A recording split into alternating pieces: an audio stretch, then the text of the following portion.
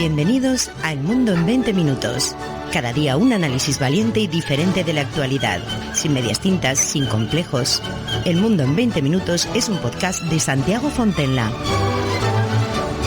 Bueno, pues aquí estamos en El Mundo en 20 Minutos. Intentamos hacer un repaso de los temas interesantes de la actualidad. Siempre nos ceñimos, siempre que podemos, nos ceñimos un poco a esa actualidad. Y la actualidad ahora mismo, entre otros sitios, pues está en Perú. Nosotros vamos a irnos hasta allí, aunque creo que nuestro buen amigo Ricardo Escudero no está exactamente en Perú, porque le ha pillado ahí unos días de asueto, que decía que él, pero bueno, está perfectamente informado, es el director de Minuto Digital Perú y ese que nos va a poner un poco al tanto de qué es lo que ha pasado y lo que está pasando en Perú. Don Ricardo, ¿qué tal? Bienvenido. Muchísimas gracias, Santiago, y a tus órdenes. Efectivamente, estaba unos días de descanso, pero siempre conectado, y desde el momento previo a todos los hechos y actos que han ocurrido, felizmente el enlace ahora por los medios virtuales es espectacular, en especial con nuestras fuentes de información, que son lo más claras y fidedignas posibles, y por eso, a tus órdenes. Pues me alegra muchísimo tenerte, tenemos relación desde hace ya mucho tiempo, has participado en bastantes programas aquí en la radio, siempre analizando, eres un especialista no solamente en la realidad peruana, sino a nivel de geoestratégica, sobre todo en todo Latinoamérica. Y es una cuestión que nos alegra tenerte aquí con nosotros. Bueno, me gustaría empezar por el principio, si te parece, porque nos llegan muchas noticias, ese autogolpe, la posterior detención, tenemos nueva presidenta. Vamos un poco, si te parece, al meollo de la cuestión, porque hay muchas personas que a todo esto no lo denominan autogolpe. Dicen, no, es imposible que haya un autogolpe si este hombre no tenía ningún tipo de apoyo en Perú, ni las Fuerzas Armadas, ni las élites. Es decir, ¿qué es exactamente lo que pasó, Ricardo? Mira, en principio, el anterior presidente Pedro Castillo, se subestimaba. Él creía, suponía o le hacían creer que contaba con un amplio respaldo popular y que ese respaldo popular podía ser contundente, aumentándole esa calificación, si es que él disolvía el Congreso de la República y automáticamente llamaba a una asamblea constituyente. Uh-huh. Ese era el escenario principal de Castillo y su eje de colaboradores. En el Congreso de la República, con sus grupos extremistas de la izquierda peruana, algunos aliados que ellos siempre han mantenido, y bueno, alrededor del Poder Ejecutivo, es decir, su plana ministerial. Entonces, el escenario era el siguiente, ¿no? Disuelvo el Congreso porque es una institución impopular y automáticamente convoca una asamblea constituyente donde yo pueda ordenar lo que aquí les llaman las cuotas, ¿no? Que se quieren imitar a lo que se hizo en Bolivia y quieren imitarse con lo que se hizo en Colombia y que se quiso, y gracias a Dios no se hizo en Chile, ¿no? Cuotas de grupos ex-insurgentes que ahora dicen que son pacifistas, o grupos plurinacionales, pluriculturales, y gentes de ONGs, en fin, darle representatividad política directa, no elegida, pero para que ocupen cargos electos a un tercio de estos grupos, y bueno, pues los partidos democráticos se siguen reduciendo, ¿no? Es una estrategia que se ha hecho en Colombia, bueno, se ha hecho en otros países. Entonces, ese era su escenario. Sin embargo, gracias a Dios, dentro de todas las torpezas del Congreso peruano, tuvieron algunas iluminaciones bastante elogiables. La primera, pedirle al Tribunal Constitucional que se pronuncie si es factible o no es factible convocar a una asamblea constituyente, porque en la Constitución peruana no existe la figura del referéndum para cualquier cosa, tiene que ser para temas muy específicos y que la misma Constitución lo señala. Entonces el Tribunal Constitucional especificó que en base a las últimas normas que se emitieron, no es posible convocar una asamblea constituyente para lo que el presidente ya estaba anunciando. Entonces, la ley, la Constitución y el Tribunal en línea. Perfecto. El segundo escenario, el presidente es sometido a una tercera posibilidad de vacancia por el Congreso de la República. Posibilidad que desde mi punto de vista no se iba a dar, porque no existían los 887 votos sobre 130 que darían pie a la vacancia. Entonces, ¿qué sucedió? Que este señor Castillo se precipitó, gracias a Dios, cometió un error. ¿Cuál fue el error? Creer que existían los votos para vacarlo y él disuelve el Congreso, pero inconstitucionalmente. El Congreso solamente puede ser disuelto cuando el Congreso por sí mismo no le da el voto de confianza a dos gabinetes. No le da confianza a dos gabinetes, el presidente, si desea, disuelve el Congreso y convoca elecciones para el Congreso, ¿no? Y se libera de todos estos señores. Pero no, él tenía miedo y con sus asesores dijeron, no, me van a vacar y a mí, Pedro Castillo, dirigente comunista, rondero y todo ese tipo de cosas que él dice que es, no me la van a hacer. Así que los disuelvo. Muy bien, él disuelve el Congreso, pero para disolverlo necesita también la firma de todos los ministros en ejercicio. Y la mayoría de los ministros, casi todos, renunciaron de inmediato porque la Constitución dice que los ministros son solidariamente responsables de los actos del presidente de la República, a menos que renuncien. Que acabas en la cárcel. Acabas en la cárcel Así también. Es, claro. Yo te acompaño, compadre, pero a la cárcel no. Pues, Está ¿no? claro. A cobrar entonces, sí, pero... y cobran fuerte. ¿Eh? Entonces, fueron renunciando y al mismo tiempo, el Congreso de la República tuvo el impulso que no había adquirido para conseguir no 87, sino 101 votos de 130. 101 votos de 130 y se adicionó el acto ilegal que había hecho el presidente de la República hasta ese entonces. Pero un par de perlas más que aumentaron en el collar, que fueron, la primera, que las Fuerzas Armadas y la Policía Nacional, en una actitud que no se había visto y que no se esperaba, dieron su respaldo absoluto a la Constitución de la República y al cumplimiento correcto del Congreso para vacar y sacar al presidente, y negando al presidente en todos sus actos por ilegales. Y eso fue fabuloso. Y añadido a ello fue que el gobierno de los Estados Unidos tiene una extraordinaria embajadora acá en el Perú, gracias a Dios, ¿no? Extraordinaria, de fuerza. Transmitió la realidad que ocurría y fue el primer gobierno, no en expresar su apoyo a lo que venía, sino su rechazo a lo que estaba sucediendo, como protestó por el cierre del Congreso y le pidió, le solicitó, le aconsejó al presidente de la República que recapacitara en esa decisión inconstitucional que, bueno, no la hizo Castillo, ¿no? Y así otros gobiernos inmediatamente fueron apoyando la defensa del orden constitucional, porque de eso se trata, ¿no? Tiene que cumplirse la Constitución de un país, sea bueno o no nos guste, hay que cumplirla. A mí me parece que el Castillo ha sido bastante torpe, ¿no? Castillo es una persona que, como todo comunista, no bien formado, no bien educado y de poco seso, ha cometido una secuencia de errores. Por eso, cuando se convoca a la tercera solicitud, se presenta la tercera solicitud de vacancia presidencial, los congresistas han tenido un acto de inteligencia, de no hacer ningún escándalo, de no decir absolutamente nada, hasta la fecha de la convocatoria para el debate y votación. Y eso lo ha desesperado a este sinvergüenza de Castillo, perdonen la palabra, pero es la más decente que encuentro hasta este momento, a pesar de sus innumerables delitos. Entonces, se ha desesperado, pues, con su banda criminal. Se han desesperado y han dicho, no, te sacan, cierra el Congreso. Y no le avisó a las Fuerzas Armadas, porque ha debido consultar, ¿no? Oigan, voy a cerrar el Congreso, cuento o no cuento con su respaldo, bajo qué condiciones. Como sí lo hizo en determinada ocasión el expresidente Vizcarra, ¿no?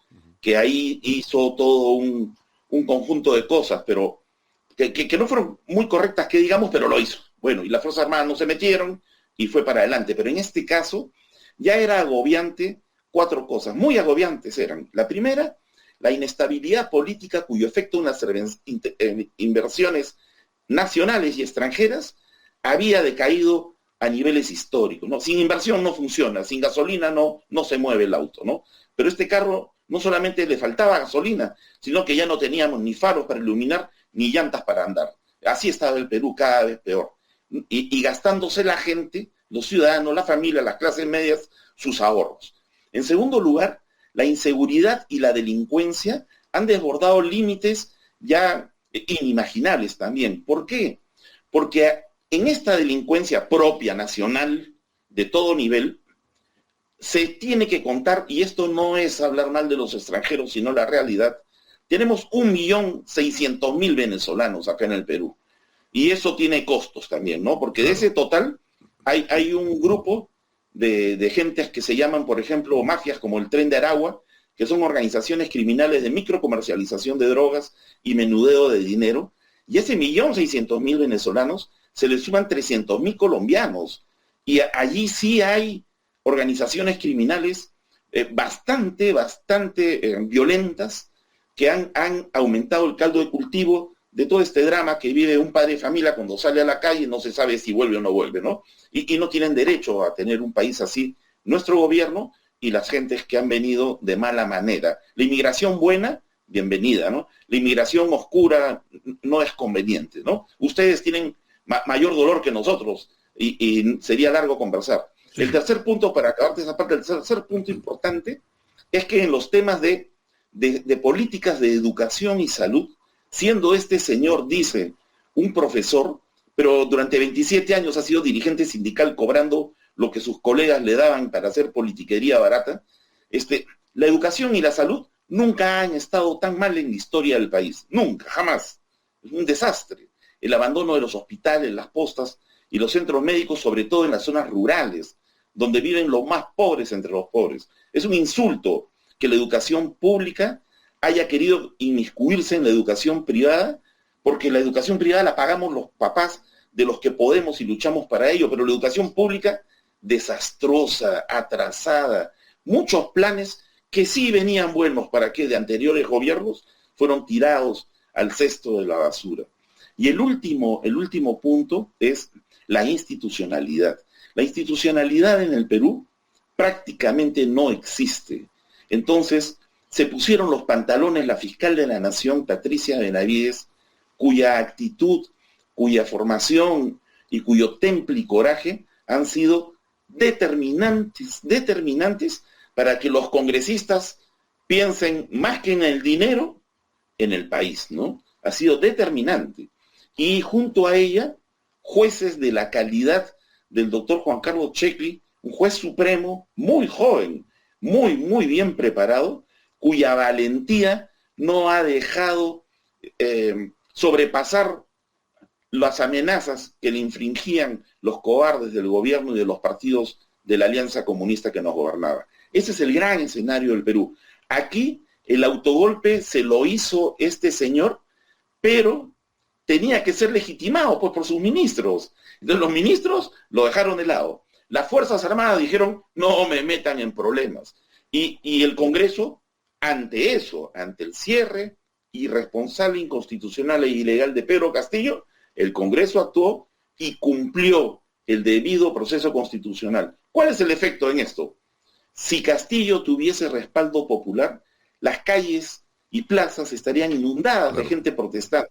Ya, no ha protestado ni el heladero porque está lloviendo. Así que no hay quien le compre una paleta de helados al pobre hombre. Y no ha protestado tampoco, tampoco ha habido una reacción popular de fiesta, de celebración, porque no hay nada que celebrar ni que festejar cuando se cumple la Constitución.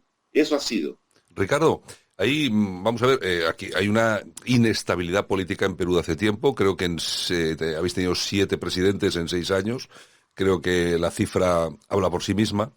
Pero, aparte de todo eso, tenéis ahora nueva presidente, sí, que pertenece al mismo partido que el señor que está detenido ahora mismo.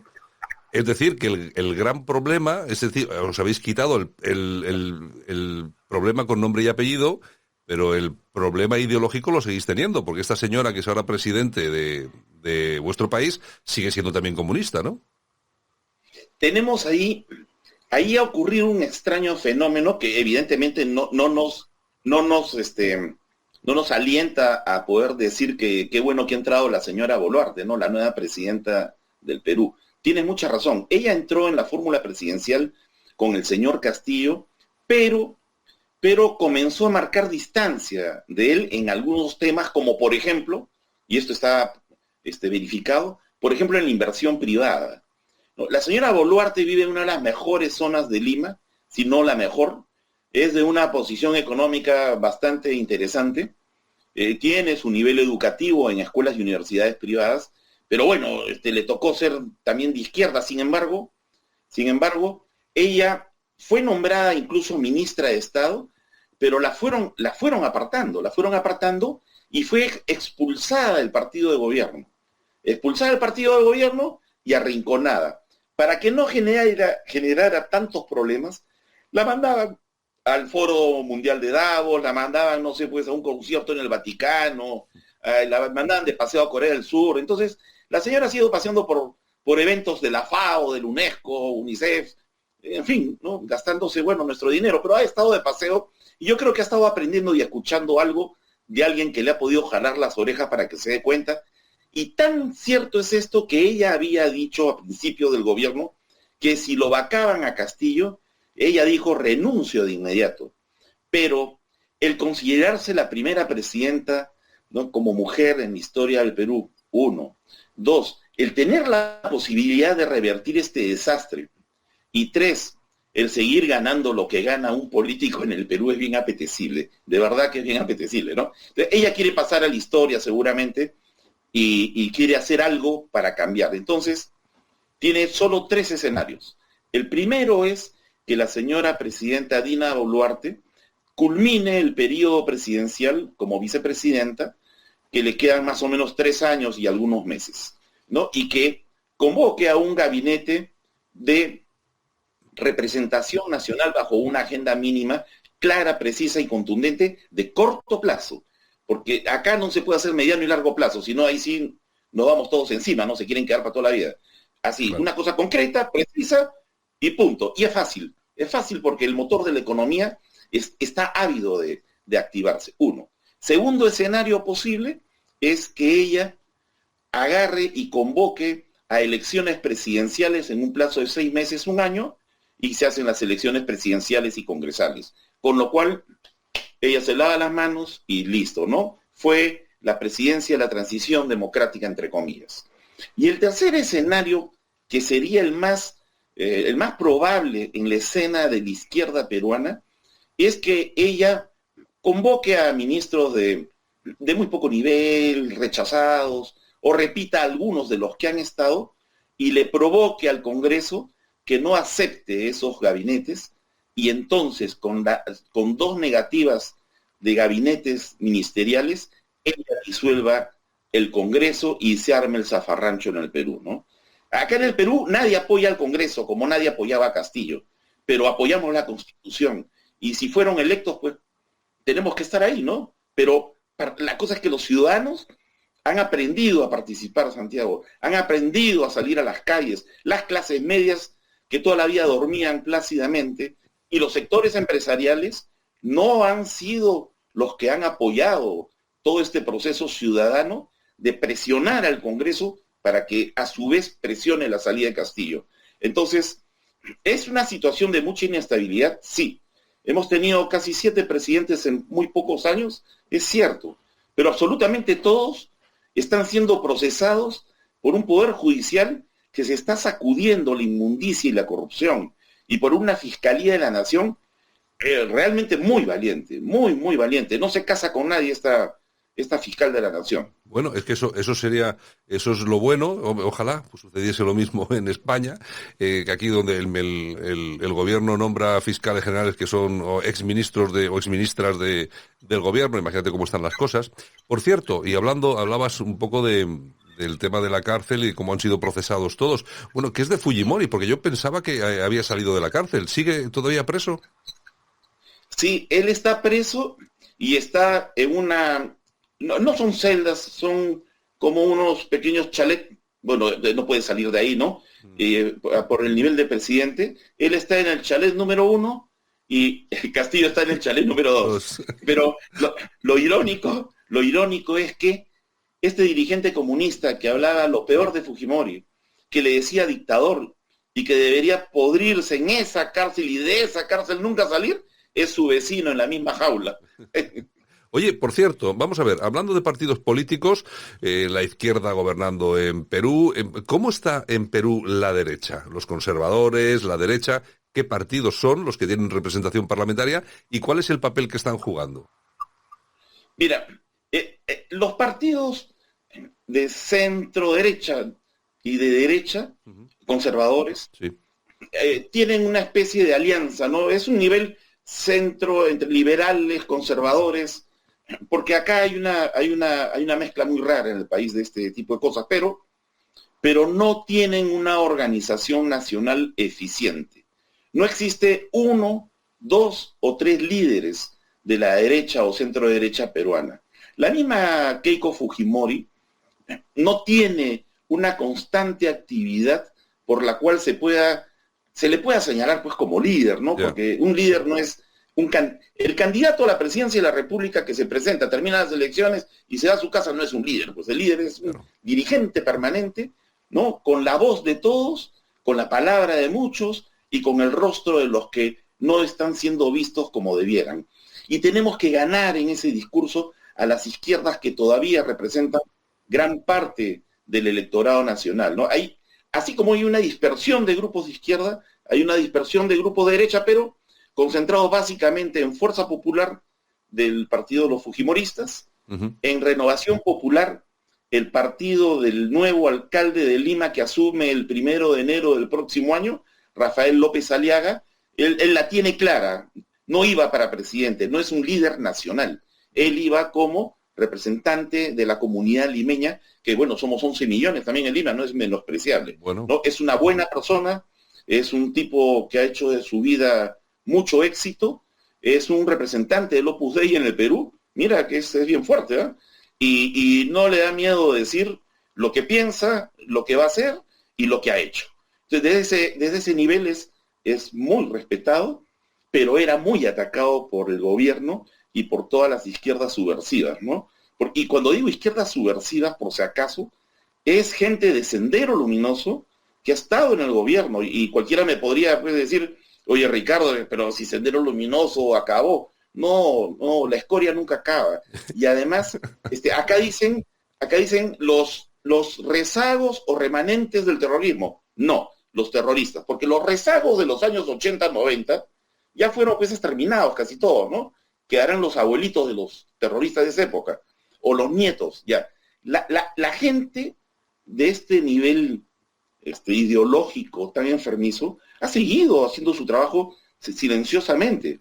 Mira, el director del Servicio de Inteligencia Nacional del Perú ha sido un dirigente nacional de Sendero Luminoso en el valle de los ríos Apurímac, N y Mantaro, la zona de la mayor producción del narcotráfico a nivel de América Latina, en cocaína. ¿Ya? Director de los servicios de inteligencia. El ministro del Interior, también militante de esos grupos con nombres nuevos, pero ligados a Sendero Luminoso. Y ellos han abogado por presos de Sendero Luminoso. Tenemos congresistas, que ahí están las fotografías, pidiendo la legalización de la coca, en fin. Toda esta, ¿cómo podríamos decir?, prole comunista, está haciendo un trabajo todavía intenso en los colegios, por eso se metieron en el sector educativo con tanta, pero tanta fuerza. Han salido electos en el último proceso electoral, han salido electos muchos maestros de izquierda como alcaldes.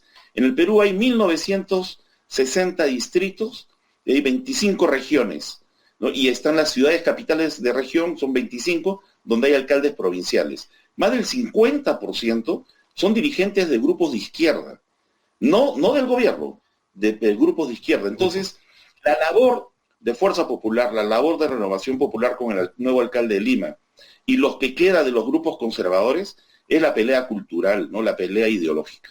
Es bien fuerte la tarea. Que es lo que está pasando en muchos países de Hispanoamérica, ese problema, sobre todo ese combate de todo lo que representa el Foro Sao Paulo y todo esto, que además están teniendo éxitos muy importantes. Entonces, ¿eres optimista o no eres muy optimista con lo que queda de aquí en adelante en Perú? Sí, mira, jamás tenemos que perder el optimismo, nunca. Así sea uno el que camine, mientras ande, nadie te vence. Y, por ejemplo, te doy una sola demostración de orgullo nacional, ciudadano.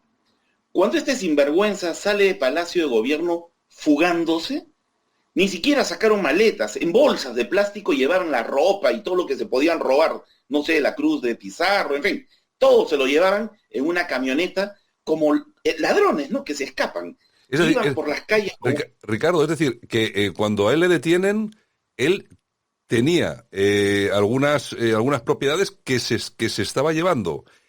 Es O sea, decir, él se llevaba, mira, él sale de Palacio de Gobierno y en bolsas de plástico meten una serie de cosas y su ropa, no sé, pues el cepillo de dientes, zapatillas, sí, y se van, ¿no? Y salen hacia la Embajada de México.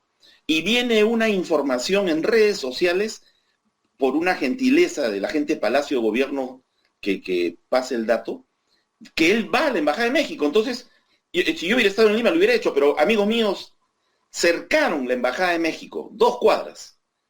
Los ciudadanos colocaron sus vehículos y dijeron, llega este compadre y hacemos detención ciudadana, porque en el Perú tú estás autorizado a hacer sí, la detención ciudadana de un prófugo de la justicia sí, sí. o de un culpado. Entonces, cuando han visto una barricada, por ponerle un término, de gente con sus banderas peruanas esperando para chaparlo, pues este delincuente, se han bajado sus guardaespaldas y ha habido disparos. Eso no lo han sacado muchos medios de comunicación, pero en algunas redes sí. Ha habido disparos, felizmente no hubo víctimas. Han retrocedido en esa avenida del distrito de San Isidro y se ha escapado este tipo. Y escapándose que estaba, la policía indignada, la Policía Nacional del Perú, ¿no? Lo ha intervenido. Lo ha intervenido y lo han derivado a la prefectura. A su familia se le ha puesto a buen recaudo, con protección, porque en principio solamente, bueno, no tienen la culpa, ¿no? Porque además la orden era contra él, chapar al principal. Pero la familia debe ser procesada en estos días también, porque la esposa está comprometida en delitos graves. La hija, entre comillas, hija, cuñada, pero que pues, hay una historia de amor pero medio rara, también está implicada. El hijo es otro pericote. O sea, es una familia, pero ¿sabes qué? Estos son ladrones de 10 soles, de 10 euros. Sí. No son tipo Odebrecht, ¿no? De 300 millones, pero son ladrones, pues, porque si le quitas el pan al más pobre, eres tan ladrón como el que le quita 1 millón de panes a 1 millón de ciudadanos, ¿no? Pero se lleva pues los 100 en una. Entonces, ahí en la prefectura fue un ex primer ministro a darle su apoyo moral y todo, y también lo metieron adentro al otro, porque estaba metido en la colada, ¿no? Claro. Entonces, allí ha ido la fiscal de la Nación con la fiscal provincial de turno, lo han entrevistado, han ordenado el traslado a la prisión donde también se encuentra Fujimori, y el juez Juan Carlos Checli ya ordenó de inmediato su detención preliminar por 36 meses. Preliminar.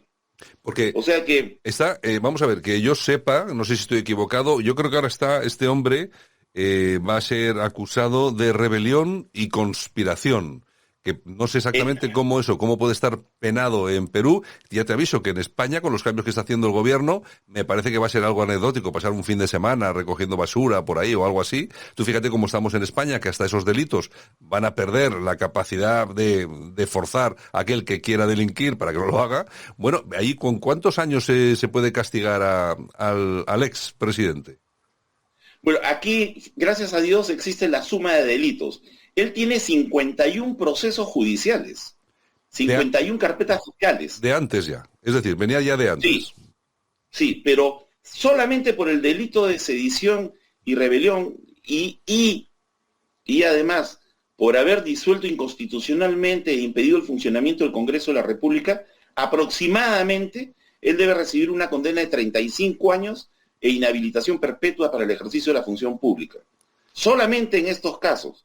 Ahora, si le sumamos de las 51 carpetas fiscales anteriores, una nomás donde existe una relación con el narcotráfico, mira, ya mejor pues que reabran acá atrás, porque no va a ver la luz del sol nunca más. Estará ahí Y no debería haberlo. en el chalecito este famoso donde lo han metido con Fujimori. Fíjate, a mí me gustaba mucho Fujimori.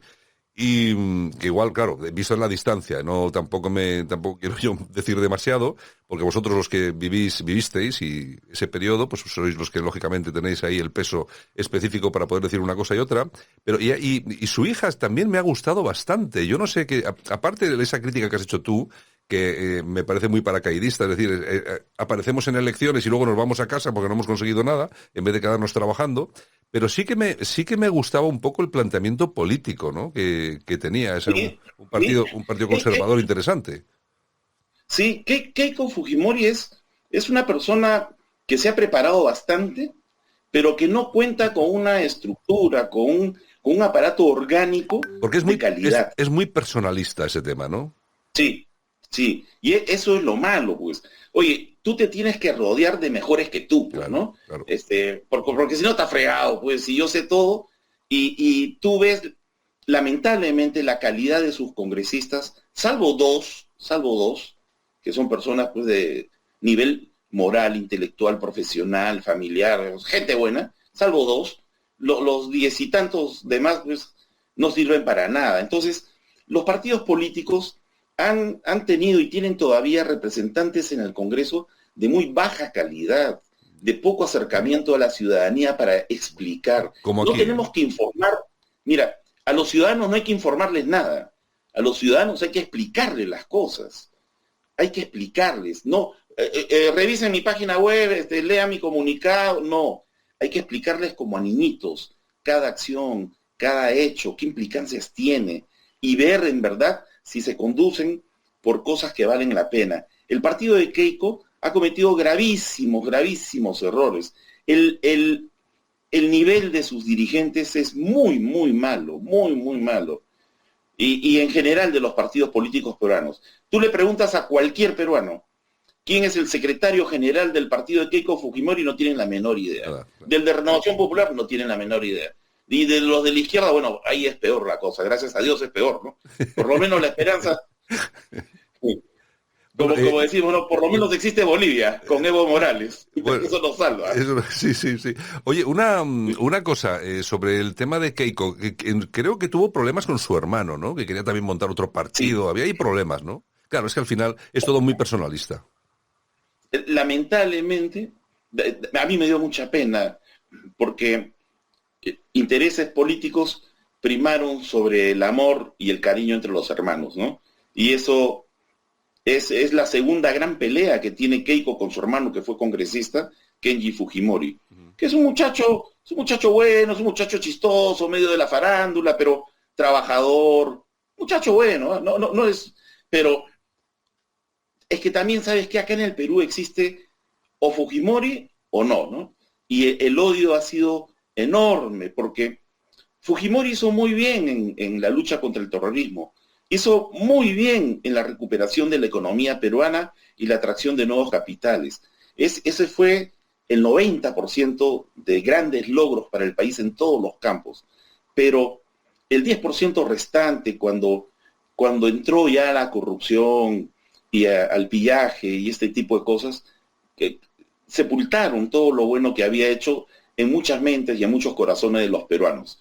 Y es malo, pues eso es malo, ¿no? Eso es malo. Y hay gente que odia al fujimorismo, ni siquiera le tiene cólera, odian, pero Ya.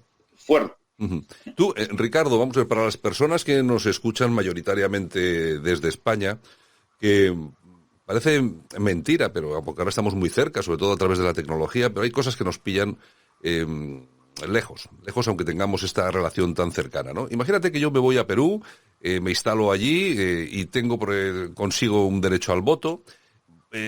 Fíjate la pregunta que te voy a hacer. Además, te la hago porque sé que nosotros coincidimos mucho ideológicamente. ¿Qué partido político me dirías, Santiago? Esto es lo que hay que votar en Perú por el bien de Perú. Sé que es complicada la pregunta. En este momento no hay nadie. Cero. estamos fritos, ¿sabes? En este momento no hay nadie y eso es muy peligroso, porque cualquier populista puede agarrar la sintonía del sentimiento nacional y encauzarlo mal, ¿no? Ya. Es bien peligroso, no existe nadie, nadie. Claro, es que tenemos otros países en los que sí hay líderes que han destacado de una forma u otra, pues en Brasil con Bolsonaro, etcétera, bueno, lo que sea.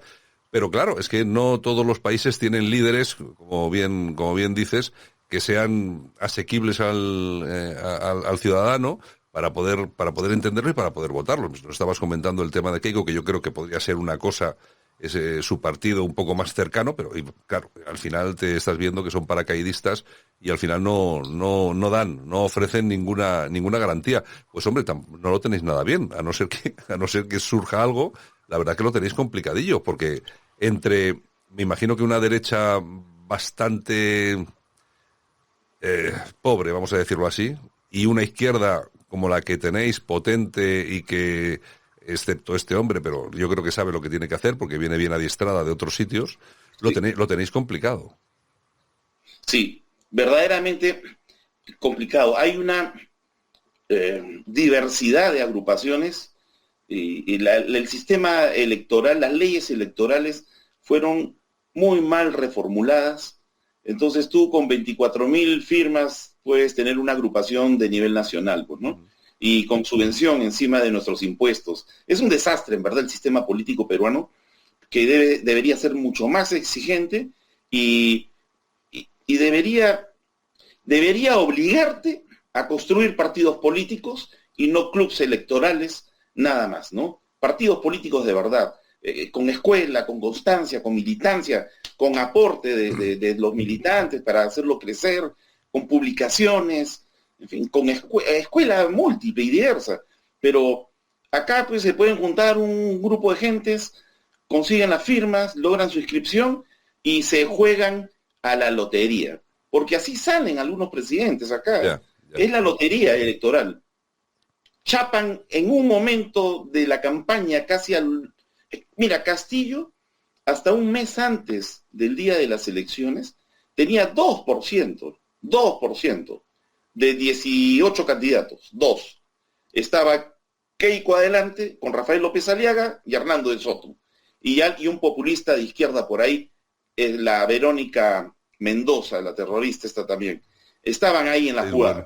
Bueno. Y Castillo, no sé cómo, no sé qué hicieron, pero tuvo algunos aciertos y comenzó a entrar en sintonía desde las zonas rurales con un mensaje bien sencillo que puede parecer estúpido, ¿eh? pero fue el mensaje, ¿no? No más pobres en un país rico. Y esa fue la frase que se le metió a la gran masa que asistió el día de las elecciones a votar por este pobre diablo. Y tú le preguntabas a cualquiera, ¿pero qué ofrece? No más pobres en un país rico. Ya está. Escucha, pero ese es... Nada más. Mira, qué simple se le corta la vida a la esperanza de un pueblo con una frase tan estúpida, por cierto, ¿no? Tontísima, pues. Ricardo, vamos, para acabar me gustaría hacerte una pregunta fuera ya de este tema, que creo que nos lo has explicado bastante bien. Me gustaría saber, sobre todo, por esa sensación que tenemos en España de que hemos cambiado de escenario, ¿no? Ese escenario en el que España era considerada la madre patria y nosotros teníamos una relación tan cercana con Hispanoamérica. De hecho, no hace demasiados años, cuando murió Francisco Franco, hasta que murió Francisco Franco, hay que recordar que la mayoría de países hispanoamericanos, los ciudadanos tenían una serie de derechos también en España, como por ejemplo el tema de ciudadanía y tal igual. No es como ahora con tanto papeleo, sino que automáticamente, es decir, fíjate qué cercana era la relación. Y ahora hemos pasado, por lo menos la sensación que tenemos en España, hemos pasado a ser los más odiados, ¿no? Sí. Mira, yo soy de pocas personas que te responden con un sí o con un no ante una pregunta, pero con mucha pena tengo en este caso que hacer la excepción y decir que sí. ¿Por qué? Desde nuestro punto de vista, te lo digo, el último gobierno, o sea, el actual gobierno español y un poquito del precedente, se han olvidado que aquí en América Latina o en Hispanoamérica hay sangre española, y sangre española que ayudó a construir con la religión, con la cultura, la educación, con valores y principios, un hermoso continente, ¿no?, llamado América, porque así completo, ¿no? Y se han olvidado totalmente. Y los lazos se fueron rompiendo, tontamente. Y culpa de nosotros, sí, también, evidentemente, ¿no? Acá no hay santos por un lado nada más, pero los últimos gobiernos de España, ¿sabes a qué se han dedicado?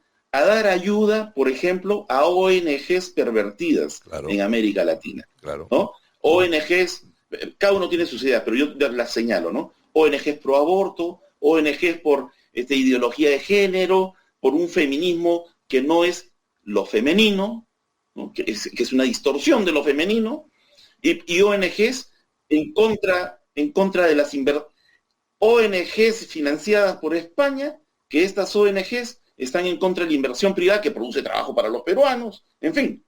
Entonces, la gente también no es tonta, ¿no? Oye, tú me estás ayudando, ¿qué? Para que mis hijos piensen de esta forma, ¿y esto de dónde viene? De España. ¿Y qué les pasa? Están locos, ¿no? O, por ejemplo, mira, esta es una tontera, ¿no? Pero ocurre el derrame de petróleo acá en Lima, en el Callao, de Repsol. Y Repsol nunca fue específico ni rápido para poder combatir ese derrame infortunado, evidentemente, de petróleo sobre las costas del Callao, afectando el principal puerto peruano y centro de producción de pescados de una extensa franja litoral y población encima que usaba todos esos recodos de playa. Entonces, la gente no le echa la culpa a Repsol, ¿no? La gente le echa la culpa ¿a quién? A España. España. Claro. Ya. Y te cuento una más. La refinería del norte del Perú de Talara se modernizó sin necesidad de tener que hacerse todo lo que se hizo y se gastaron 7.000 millones de dólares.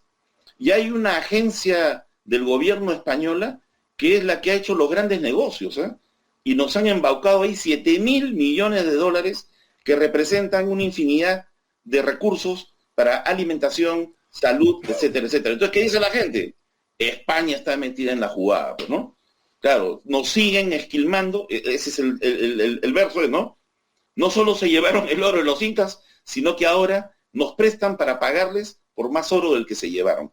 Entonces, si tú quieres defender acá a España, como muchos lo hacemos, claro, defendemos a España, no al gobierno de España, evidentemente, ¿no?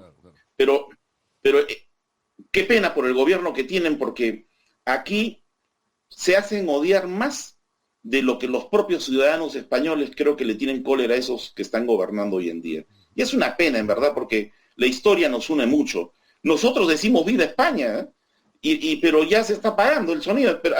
Pero ¿sabes qué? Hay fe, Santiago, hay fe, hay siempre esperanza y hay una unidad de pensamiento para los mismos caminos que merecemos nosotros, gentes como tú, como yo y como nuestras familias, amigos y compatriotas. Los vamos a vencer. Bueno, ya veremos. No soy yo muy optimista porque tú, claro, me describes la situación que tenéis en Perú. Bueno, es que la situación que tenemos en España no sé yo si es peor. Vamos a ver, ahí habéis tenido un autogolpe, pero yo creo que aquí vivimos autogolpes en determinadas cosas cada 2 por 3, porque es increíble en política vivir lo que estamos viviendo en este país, con intentos de golpe de Estado en Cataluña, que se cambien las leyes para sacar a esa gente de la cárcel, a los que han robado. Yo no sé si sigues esta actualidad, pero por ejemplo tenemos una serie de políticos que han robado más de 800 millones de euros, han sido condenados a ir a la cárcel, parece ser que van a hacer todo lo posible para que no vayan. Se gastaban el dinero en prostitutas y en cocaína. Y hemos visto manifestaciones aquí en la calle. No, la gente no sale, la gente está indignada, pero en el bar. Mientras toma el café en el bar o mientras toma... Eso, está indignada.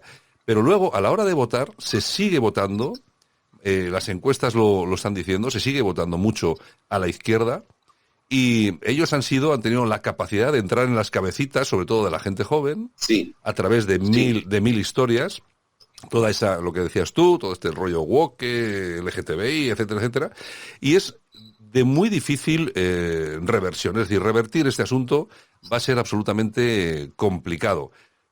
Ya veremos a ver qué es lo que pasa, y entre otras cosas, lo que estamos perdiendo, ya lo habíamos perdido porque había bastante inacción, pero lo que estamos perdiendo muchísimo es el cariño de toda Hispanoamérica, de toda Latinoamérica, con los que nos tenían que unir vínculos muchísimo más próximos que ahora, que excepto casos, no voy a decir concretos, hay muchos casos, pero no son mayoritarios, hay un odio, y si no es odio, pues la verdad es que es una apatía de acercarse a España y todo lo que representa España. Es una pena, pero yo creo que es así. En fin, bueno, pues Ricardo Escudero, que por cierto recomiendo a todos nuestros oyentes, la gente que nos esté escuchando, que se pase por minutodigitalperú.com, me parece que es, sí, que lo tengo aquí, muy interesante. Aquí tenemos en portada El dictador comunista que cumplió su amenaza, firmado por Margarita Ríos. Bueno, pues hay un montón de artículos y un montón de cosas que para acercarse mucho más a la realidad de Perú, recomiendo para todos nuestros oyentes. Y nada, a ti, Ricardo, pues como siempre, muchas gracias por estar con nosotros, dedicarnos tu tiempo, un abrazo muy fuerte. ¿Qué tienes, el árbol de Navidad ya puesto ahí? Sí, ¿no? Estoy yo ahora en la Patagonia chilena, en la región de Aysén, que les recomiendo a todos también, oye, revisen Laguna San Rafael, Puerto Aysén, Coyhaique. Es una zona hermosísima de Chile, donde uno se siente hermanado en todo momento. Vénganse por acá, no solamente a Machu Picchu, este es otro Machu Picchu, vale la pena. En fin. Así que acá en la casa donde estoy, con buenos amigos, compartiendo la alegría. Un fuerte abrazo para ti, para toda España, y siempre con fuerza viva España, que pronto vamos a limpiar la casa y tenerla como merece, con gente buena, y a los demás, bueno, ya saben a dónde van a terminar, no hay problema. En el chalet de al lado de estos dos. Así es. Un abrazo muy fuerte, Ricardo. Abrazo enorme.